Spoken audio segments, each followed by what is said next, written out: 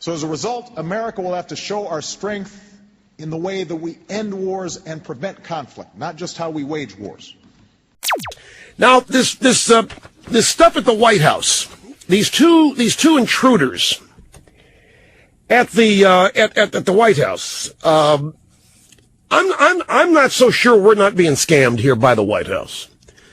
It turns out that these two people know Rashid Khalil, who is the pro-Palestinian, anti-Israel advisor to Obama.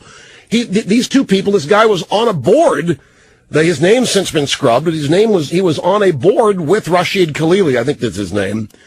And apparently these two people's faces were not unfamiliar to Obama. I'm still collecting data. I got something sent to me just before the program starts. I don't have time to digest it right now, but when it's the Obama White House, remember, we're not dealing in the universe of reality.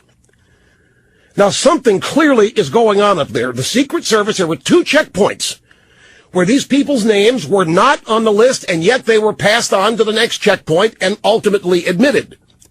Now, I know most of you have never been to the White House in an official function, but I have a number of times, and I know what it takes to get in there. And it takes every time you get in there, you have to give them your secrets or your Social Security every time. Social Security number, date of birth, a whole bunch of information, and they run a new background check on you.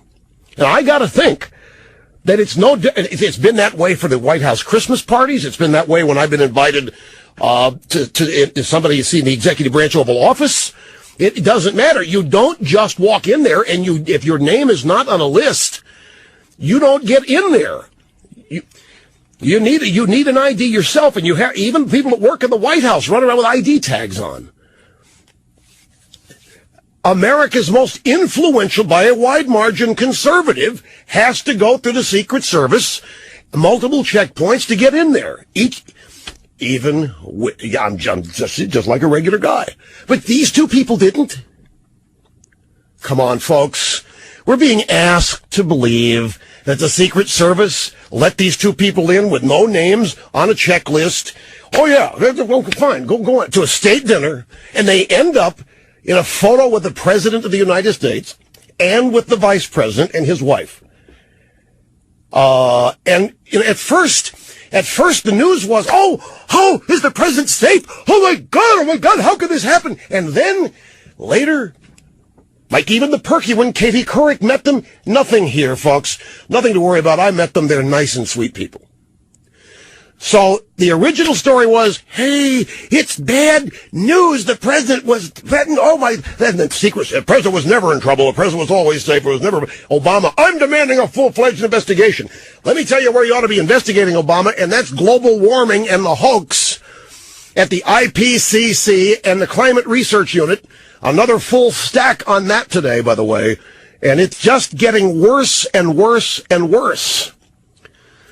But I guess, no, this is not what happens when you do a state dinner in a tent. It should be it should be just as difficult to get into a tent as it is to get into the White House. The reception, by the way, was in the White House in the Blue Room. That's where the picture was taken. They got into the White House before they went to the tent.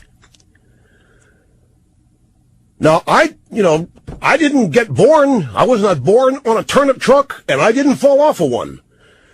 And this just doesn't happen. I have no idea what the explanation for this is. But they don't live in the universe of reality up at the White House. We know that.